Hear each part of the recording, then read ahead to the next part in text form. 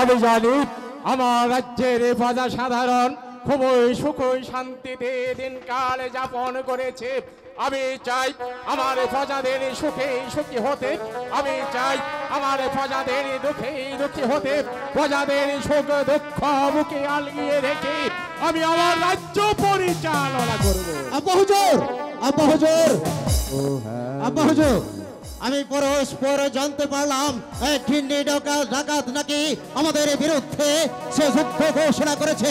তাই যদি হয়ে থাকে আব্বা জান, তাহলে এই মুহূর্তে আপনি আমাকে অনুমতি দিন ওই ঘিন্ন ডাকাতকে একটি একটি করে ধরে ওদের কলিজা ছিঁড়ে ওদেরকে আমি পৌঁছে দেবো।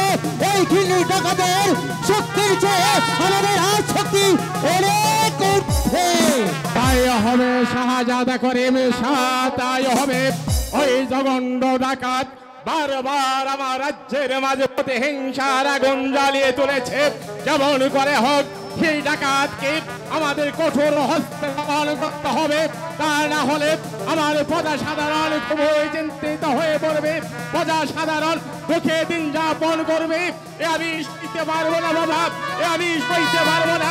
তাই তো এই মুহূর্তে আহমদ আব্বা আলী ও আলোক আশরাফকে ডেকে যুদ্ধযাত্রার আয়োজন করব। কোথায় আহমদ আব্বা আলী, আলোক আশরাফ? যা বন্দর সালাম শাহী দরবারে পৌঁছে জনাব, বলো জনাব জয় হোক, জাহাপুরার জয় হোক, জাহাপুরার জয় হোক।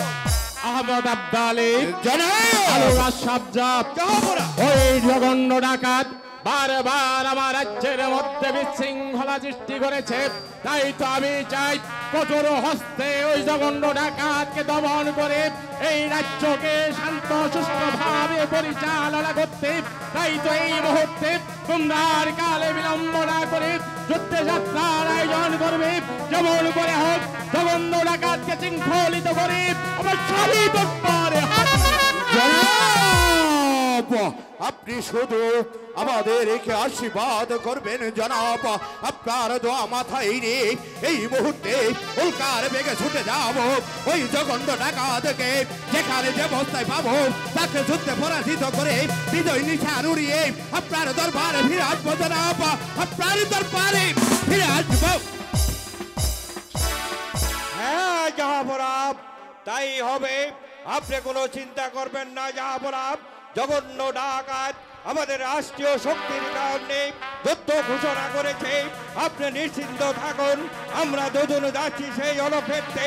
যেমন করে হোক না কেন ওই জঘন্য ডাকাতকে পরাজয় করে বিজয় নিশান উড়িয়ে আমরা ফিরে আসবো আপনার এই শাসী দরবারে জনাব।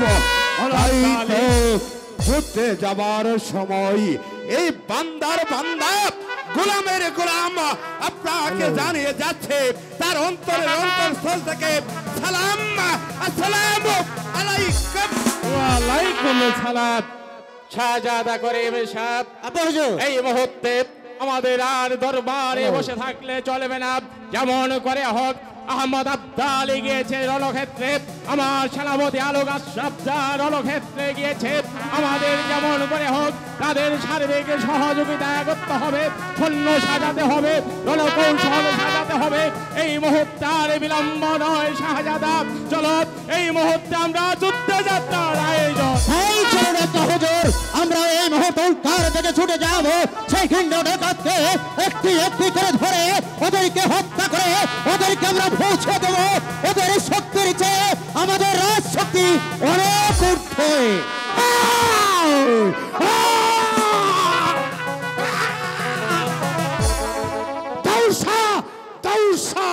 একদিন আমি তোমার দরবারে গেছিলাম একটি ভিক্ষার জন্য, তুমি সেদিন আমাকে দূর দূর করে তাড়িয়ে দিয়েছিলে। দাউদ খাঁ, তুমি যেখানে থাকো না কেন তুমি করেছ আমার বিরুদ্ধে যুদ্ধ ঘোষণা। আমি কাপুরুষ নই, দুর্বল নই, প্রীতি নই। এই কেছিস, আমার বন্ধুকে পাঠিয়ে দেয়।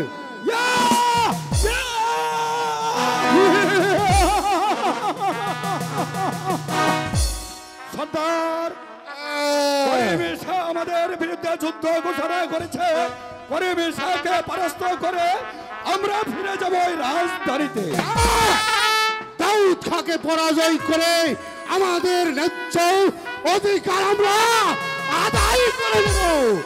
ওই রাজার সাথে যুদ্ধ করে আমাদের প্রাপ্য অধিকার আদায় করতে হবে। তাই চলো বন্ধু, করিমের শাহকে যেখানে যে অবস্থায় পাবো তাকে হত্যা করে আমরা ফিরে যাব ওই রাজধানীতে। চলো।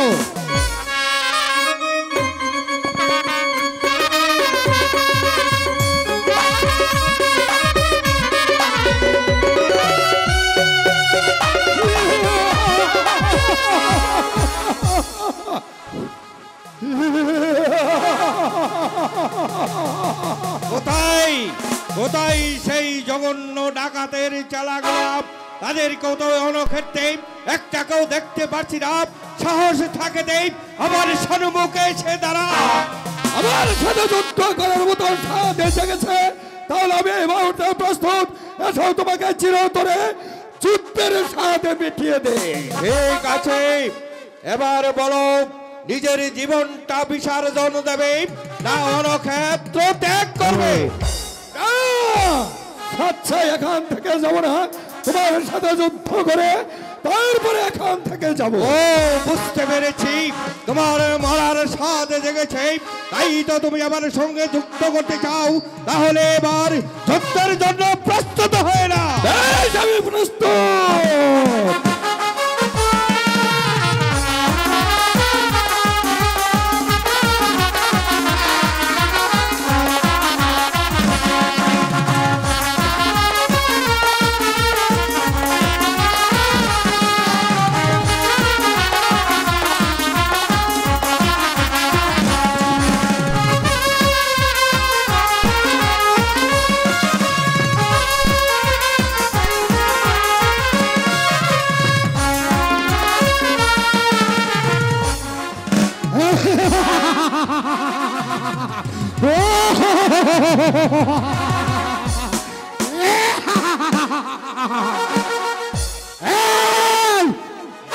সার কোন সৈন্য তো দেখতে পাচ্ছি না। আই বাহুতে যদি শক্তি থাকে আমার সাথে যুদ্ধ ঘোষণা করে তারপর ন্যায্য অধিকার আদায় করে নে। কোথায় কোথায় জঘন্য ডাকো? আমি দেখতে চাই তোমার বুকের পাঠাকে, আমি দেখতে চাই তুমি বাচ্চা দাউদ শাহের সঙ্গে যুদ্ধ ঘোষণা করেছ। তাই তো একটিবার যদি আমি তোমাকে আমার সম্মুখে পেতাম তাহলে তোমাকে বুঝিয়ে দিতাম বাচ্চা দাউদ শাহের সঙ্গে যুদ্ধ করার পরিণাম কত। আসিত আই বাহুতে যদি শক্তি থাকে আমার সঙ্গে যুদ্ধ করে তারপর দাউদ তার জোড়াকে আমি এই দুনিয়ার মুখ থেকে একেবারে সরিয়ে দেব। তুমি আমার সঙ্গে যুদ্ধ করতে চাও তাই না? এই জঘন্য ডাকো, তাহলে আর বিলম্ব করছে কেন? ধরো রস্তব, করো রণ, বাজুক এবার যুদ্ধের বাজন।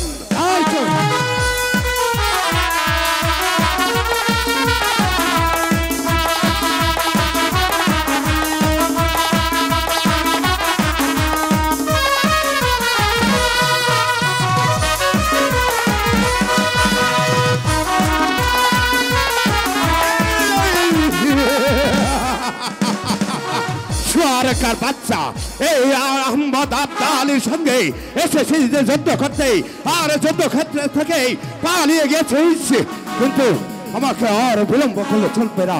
দেখতে হবে ওদের আরো সৈন্যদেরকে। কোথায় কোথায় কোথায় জঘন্য সত্তার একটি কথা দেখতে পাচ্ছি না। আমার মনে হয় অনক্ষেত্র থেকে পালিয়েছে।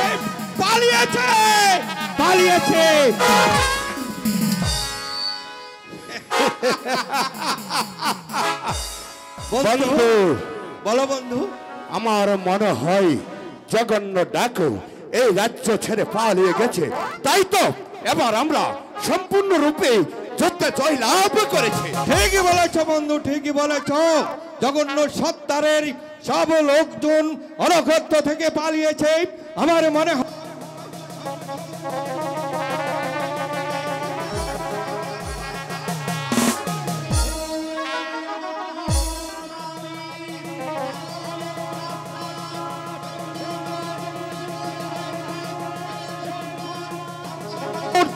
কালে বঞ্চে গেছে।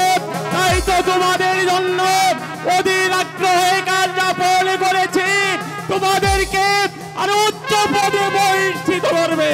শুনেছ বন্ধু?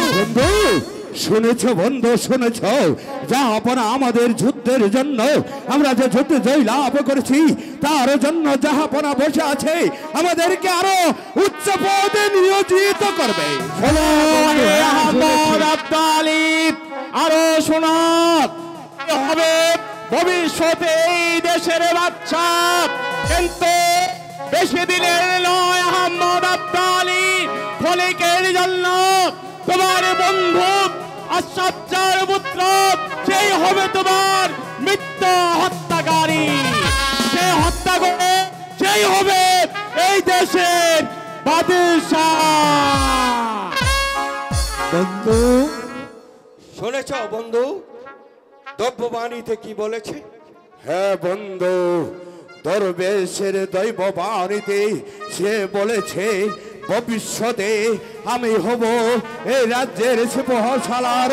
শুধু তাই নয় বন্ধু, আরো বলেছে ওই দরবেশের দ্বিতীয় বাণীতে আমি হব এই রাজ্যের বাদশা। আরো বলেছে তোমারই পুত্র দলুর হাতে আমার মৃত্যু হবে, তারপর তোমার পুত্র দলু বসবে এই সোনাপুরের মস্তদে। বন্ধু বন্ধু আর বিলম্ব না করে বড় ভাবিয়ে তুললে বন্ধু। আমার পুত্র দলু তোমাকে হত্যা করবে, এ কি করে তুমি বিশ্বাস করতে পারো বন্ধু? না বন্ধু না, তোমার মতো বন্ধু যার আছে তার কি আর এই পৃথিবীতে ভয় আছে?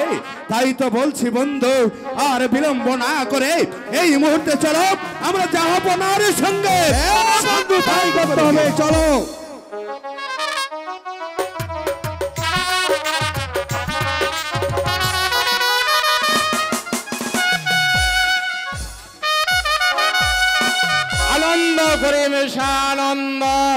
যুদ্ধে যে আমাদের সেনাপতি আহমদ আব্দালি ও আলোক আশরাফ যা জয় হয়েছে, এই জন্য গর্বে আমার বুকটা ভরে গেছে। তাই তো সৈন্য মারফত আমি সংবাদ পাঠিয়েছি, তারা যেন অধীর আগ্রহে আমার সাথে সাক্ষাৎ করে, তাদের জন্য অধীর আগ্রহে আমি বসে আছি। বাংলার সালাম শাহী দরবারে পৌঁছে জনাব। জয় হোক জাহাপনার, জয় হোক জাহাপনার, জয় হোক। সেনাপতি আহমদ আব্দালি আলোক আশরাফ যা, তোমাদের আজকে এত বিলম্ব হলো কেন? আমি যে তোমাদের জন্য চিন্তিত ছিলাম। আব্বা হুজুর, আমি একটি কথা বলতে চাই। আব্বা হুজুর, রাষ্ট্রেরা আমাদের রাজ্যের বিরুদ্ধে বিদ্রোহ আচরণ করছে, তার জন্য এই শক্তিশালী সেনাবাহিনীদের আমাদের প্রয়োজন আছে। তাই তো আমি আপনাদের বলছিলাম, আপনি আলোক সজ্জাকে এই রাজ্যের সিংহ জেলা রূপে রূপান্তরিত করুন, তাহলে আমাদের রাজ শক্তি আরো বৃদ্ধি পাবে। হুজুর, আপনি এই মুহূর্তে সারা রাজ্য ঘোষণা করে দিন, আজ থেকে প্রধান সিংহ জেলার দায়িত্ব আলোক সজ্জাকে দিয়ে দিন। আব্বা হুজুর, মারহাবা মারহাবা মারহাবা। এই না হলে কি তুমি আমার পুত্র করিম সাহেব? আমি তো এটাই বলতে চেয়েছিলাম করিম সাহেব।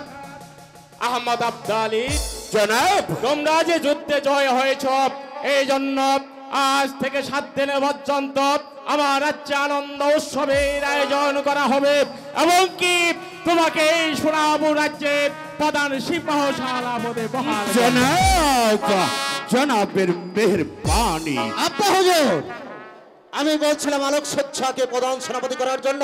আপনি যখন ওনাকেই আপনি প্রধান সেনাপতি করছেন, তাহলে ওনাকে একটি উচ্চ কোনো পোস্টে নিয়োজিত করুন। আব্বা হুজুর, ঠিক আছে বাবা করিম সাহেব, তোমার এই কথা তো আমি অমান্য করতে পারি না। তুমি যখন বলেছ, তাই তো আহমদ আব্দালিকে সেনাপতি বানিয়েছি, আর আলোক আশরাফ যাকে বানাবো আমি এই রাজ্যের সিপাহশালা। সত্যি জাহাপনা মহানুভাব। জনাব, আব্দালি, আমরা যুদ্ধে জয়লাভ করেছি। আমার মনে বড় ইচ্ছে আপনাকে একটি বারের জন্য, একদিনের জন্য আপনি যদি আমার বাড়িতে আতিথ্য গ্রহণ করেন, এতে আমি অত্যন্ত খুশি হব জনাব। সিংহ জেলার তা সম্ভব নয়। আমরা গত 7 দিন যাবৎ আমাদের রাজ্য থেকে আমরা যুদ্ধের ময়দানে চলে এসেছি। তাই তো রাজ্যের প্রজা সাধারণ আমাদের মুখ বনে চেয়ে আছে, কখন তারা সেই যুদ্ধের বিজয়ের সংবাদ শুনবে। তাই তো আমরা এই মুহূর্তে দেশ অভিমুখে যাত্রা করব, তাদেরকে আমরা যুদ্ধের সংবাদ শোনাবো। শাহজাদা, আপনি কেন বুঝতে পারছেন না? আমার খুব ইচ্ছে, আর আমার পেয়ারের বিবি ফরিদা অনেক আশা করি জাহাপনাকে নিমন্ত্রণ করেছে। জাহাপনা যদি একটি রাত আমার বাড়িতে আমন্ত্রিত হয়, তাহলে সেও খুশি হবে, আমিও খুশি হব। জাহাপনা, হ্যাঁ জাহাপনা, আহমদ আব্দালি যখন এত করে অনুরোধ করছে, তাই তো আমি আপনাকে বলছি জাহাপনা, একটি রাত আহমদ আব্দালির বাড়িতে আতিথ্য গ্রহণ করে আগামী পদ্মসেই আমরা দেশ অভিমুখে যাত্রা করবো জাহাপনা। আহমদ আব্দালি, জনাব। আলোক আশরাফ যা, জাহাপনা, আপনাদের যুক্তি মেনে নেওয়াই উত্তম, কিন্তু আজ থেকে দীর্ঘ 7 দিন পূর্বে দরবার থেকে আমরা যুদ্ধের রণকৌশলে এসেছি। হয়তো আমার রাজ্যের প্রজা সাধারণ খুবই চিন্তিত হয়েছে, তাই তো এই মুহূর্তে এখানে আতিথ্য গ্রহণ না করে আমার দেশ অভিমুখে যাওয়াই উচিত। জাহাপনা, কেন বুঝতে পারছেন না জাহাপনা? আহমদ আব্দালি আপনার রাজ্যেরই প্রধান সেনাপতি, তাই তো অনুরোধ করে বলছে একটি রাত যদি তার বাড়িতে আতিথ্য গ্রহণ করুন জাহাপনা, হয়তো আহমদির আব্দালির ফ্যামিলি অত্যন্ত খুশি হবে জাহাপনা। আব্দালি, জনাব। আলোক আশরাফ যা, বাবা করিম শাহ, আব্বা হুজুর, তারা যখন এত করে বলছে, আহমদ আব্দালির বিবি যান আমাদেরকে একটি রাত্রি তাদের বাড়িতে আতিথ্য গ্রহণ করতে বলেছে, তার বিবি যানও খুশি হবে, আব্দালিও খুশি হবে। তাই তো তাদেরকে আমি যখন সেনাপতি পদে বহাল করেছি, তাদের আশা আকাঙ্ক্ষা তো আমি ব্যর্থ করতে পারি না। চলো এই মুহূর্তে আব্দালের বাড়িতে আমরা আতিথ্য গ্রহণ করি। এসো বাবা, আজকে রাত আব্দালের বাড়িতে আতিথ্য গ্রহণ করে আগামীকাল বত্তসে আমরা দেশাভিমুখে যাত্রা তাই চলুন আব্বা হুজুর, তাই চলুন।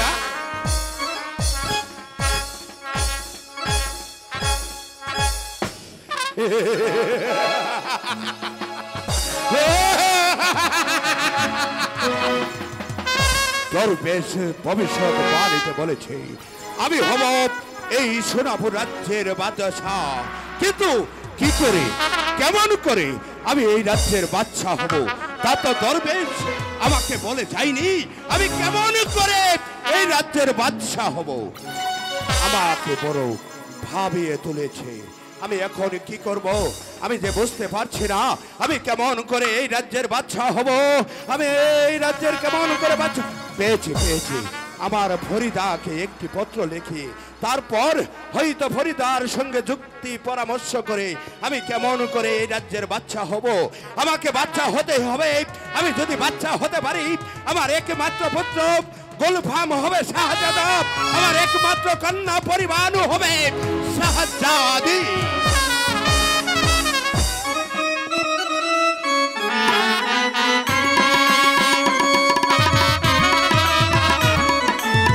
আমি নায়িকা মিষ্টি। আমাদের নয়ন বাবা চ্যানেলটি ভালো লাগলে দয়া করে অনুরোধ করলাম সবাই সাবস্ক্রাইব করবে।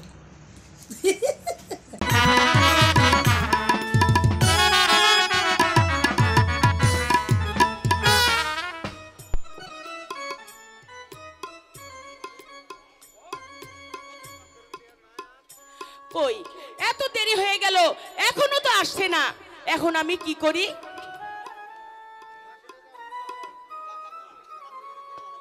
ফরিদা, ফরিদা, ফরিদা, এই যে ফরিদা, তুমি আমার পত্র পেয়েছিলে? হ্যাঁ, আমি তোমার পত্র পেয়েছি। পত্র পাঠ করেছিলে? না তো। ফরিদা, তুমি একটি বার পত্র পাঠ করে দেখো পত্রে কি লেখা আছে।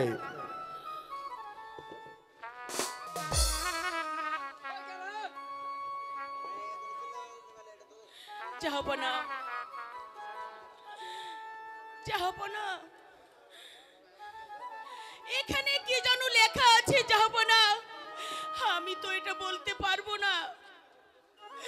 ফরিদা, ওই পত্রে লেখা আছে দরবেশ ভবিষ্যৎ বাণীতে বলেছে আমি আমি এই রাজ্যের সিপাহসালার হব। তাই তো দরবেশের প্রথম বাণী বাস্তবে পরিণত হয়েছে, আমি এই রাজ্যের সিপাহসালার হয়েছি। আর দরবেশ দ্বিতীয় বাণীতে কি বলেছে জানো? কি বলেছে? আমি হব এই রাজ্যের বাদশাহ।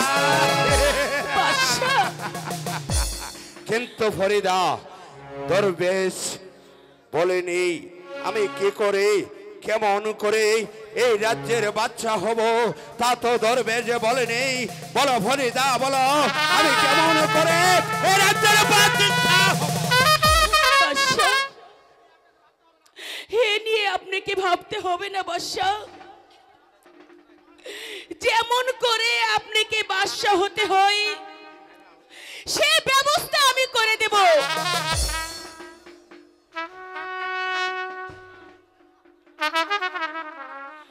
স্বামী, আপনাকে চিন্তা করতে হবে না স্বামী, সব ব্যবস্থা আমি করে দেব। ঠিক আছে, ঠিক আছে ফরিদা, ঠিক আছে। তুমি যখন আমাকে ব্যবস্থা করে দেবে, তাহলে আর বিলম্ব না করে যাও ফরিদা, যাও তুমি ব্যবস্থা করো।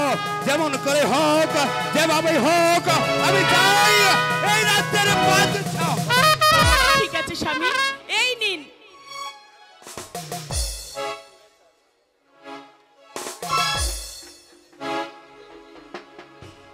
বাদশা, আমি কেমন করে বাচ্চা হব, কিভাবে বাচ্চা হবে তা আমাকেই ভাবতে হবে। ওই ফরিদাকে দিয়ে আর কাজ হবে না, আমাকেই ভাবতে হবে, আমাকে ভাবতে হবে। আমি পেয়েছি, পেয়েছি, আমি পেয়েছি বাদশাহ দাউদ শাহ আজ আমার বাড়িতে আতিথ্য গ্রহণ করবে। হাতের অন্ধকারে বাদশাহ দাউদ শাহকে এই পৃথিবীর বুক থেকে সরিয়ে দিলেই আমার পথ হবে একেবারে পরিষ্কার। তখন আমি হব এই রাজ্যের বাদশাহ।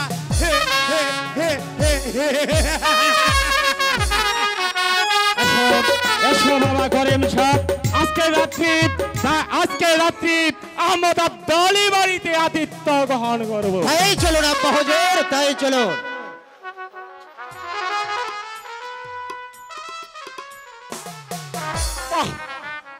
কত সুন্দর কত সুন্দর, কত সুন্দর করে বাড়ি তার সাজিয়েছে, তাই না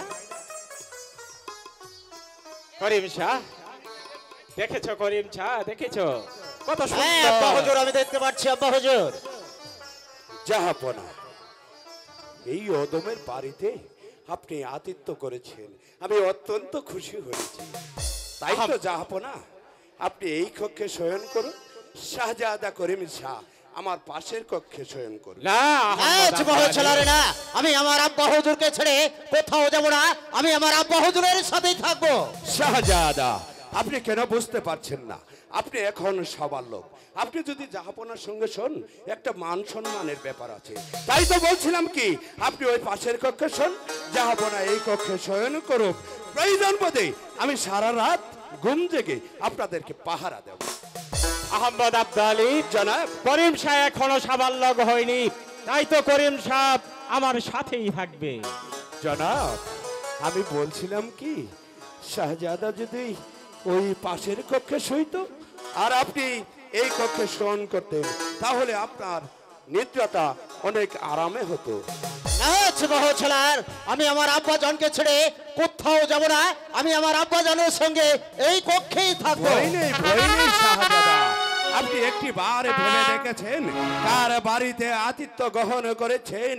আমি হচ্ছি আহমদ আব্দালি, এই রাজ্যের বীর যোদ্ধা। এতে আপনি ভয় পাচ্ছেন কেন? আমি ভয় পাচ্ছি না আব্বা হুজুর, আপনাকে ছেড়ে যেতে আমার যে মন যেতে যাচ্ছে না, তারপরেও ওই সিংহ ছাড়ার কথাই আমি আপনার পাশের কক্ষে যাচ্ছি। যদি কোনো প্রয়োজন মনে করেন, তাহলে আপনি আপনার এই করিম শাহকে স্মরণ করবেন আব্বা হুজুর। আমি যে কোনো বিপদে আপদে আমি আপনার কাছে উল্কার বেগে ছুটে আসবো আব্বা হুজুর।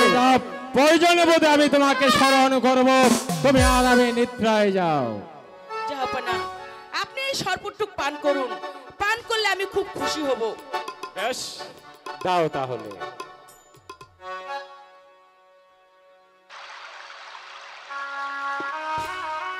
জনাব, আপনি এখানে শুয়ে পড়ুন জনাব।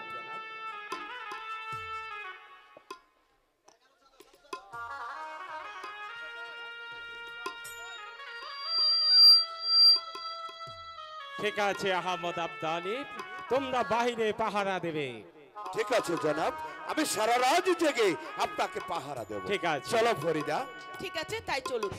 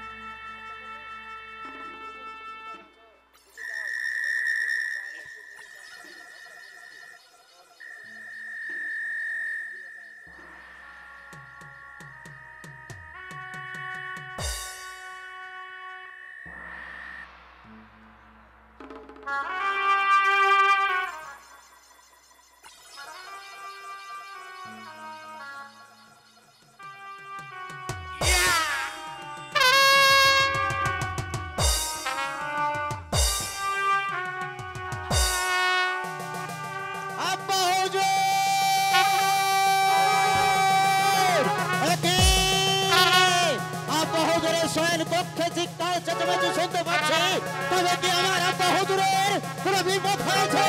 আব্বা হুজুর, আব্বা হুজুর, একই আব্বা হুজুর, আপনি মন করছেন কেন? একই না আব্বা হুজুর, বল বলুন আব্বা হুজুর, আপনাকে আপনাকে এমন করেছে কে? বলুন বলুন আব্বা হুজুর, একটিবার আমার কাছে খুলে বলুন কে আপনাকে ছুরির আঘাত করেছে? আমি তার জীবনের লীলা শেষ করে দেব। বলুন বলুন আব্বা হুজুর।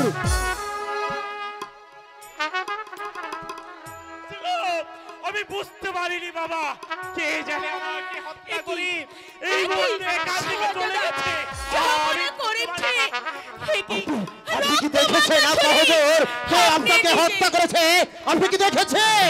না বাবা না, আমি দেখতে পারিনি বাবা। শাহজাদা করিম শাহ, আপনি জাহাপনা এমন করছে কেন? আপনি তাহলে রাজ্যের লোভে আপনার পিতাকে আপনি হত্যা করেছেন। না, আমি কেন এই রাজ্যের লোভে আমার পিতাকে হত্যা করতে যাব? আমার পিতার অনুপস্থিতিতে আমি তো এই রাজ্যের রাজা, আমি কেন আমার পিতাকে হত্যা করতে যাব? যান, এই মুহূর্তে আপনি এখান থেকে বেরিয়ে যান। যান আব্বা হুজুর, আব্বা হুজুর,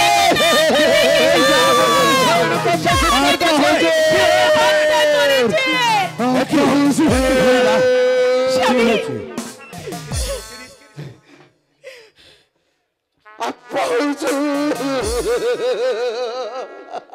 একই বন্ধু, শাহপনার বুকে রক্ত, শাহজাদার হাতে রক্ত মাখা ছড়ি।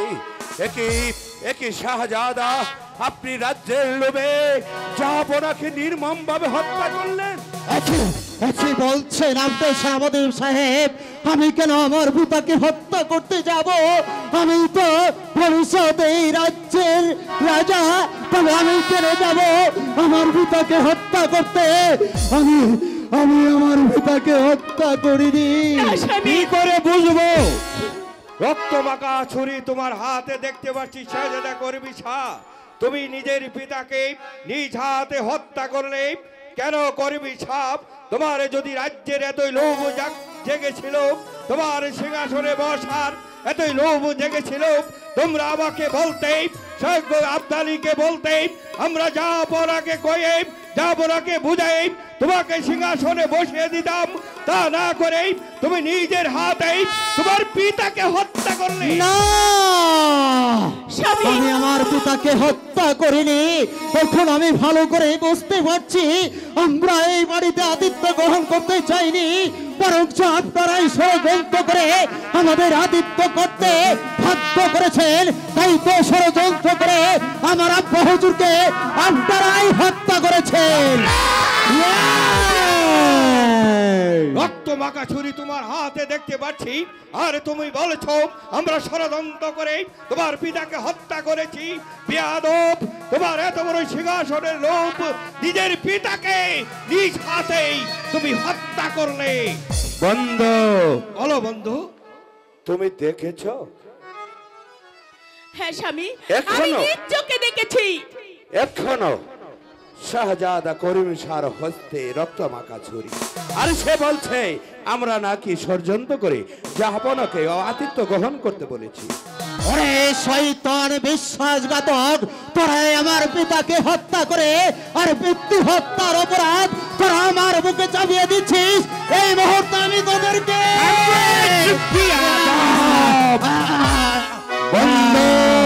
বন্ধু আর বিলম্ব নয়, এই পিতৃঘাতক করিম শাহকে এই মুহূর্তে বন্দি করে ওই অন্ধকার কারাগারে নিক্ষেপ করো। আগামীকাল প্রত্যুষে এই পিতৃঘাতক করিম শাহ বিচার হবে।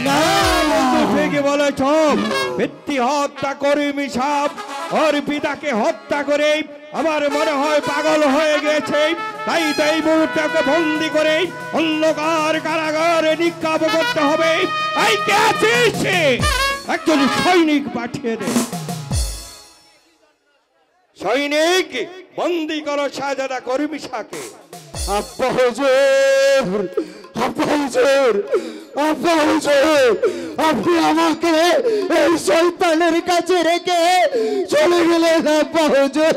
সৈনিক, কোনো কথা নয়, এই মুহূর্তে শাহজাদা করিম শাহকে বন্দি করে নিয়ে যাও ওই অন্ধকার কারাকক্ষে নিয়ে এক টুকরো শুকনো রুটি দেবে, আর যদি পানির জন্য চিৎকার করে তাহলে এক ফোঁটা পানিও তাকে দেবে না।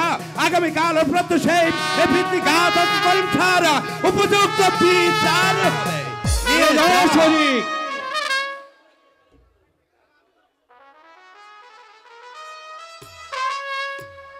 বন্ধু, ওরে শয়তান, আজ তোরা দুইজনে ষড়যন্ত্র করে আমার বুদ্ধি হত্যার অপরাধ আমার মুখে চাপিয়ে দিচ্ছিস। এমন একটা দিন আসবে এই রাজ্যের প্রজা সাধারণ তোদেরকে যত পেটে করে, তোদেরকে খণ্ড খণ্ড করে ক্ষুধার্ত কুকুরের মুখে তুলে দেবে। তোদের দুজনের কলঙ্কিত দেহ, কলঙ্কিত দেহ, কলঙ্কিত দেহ।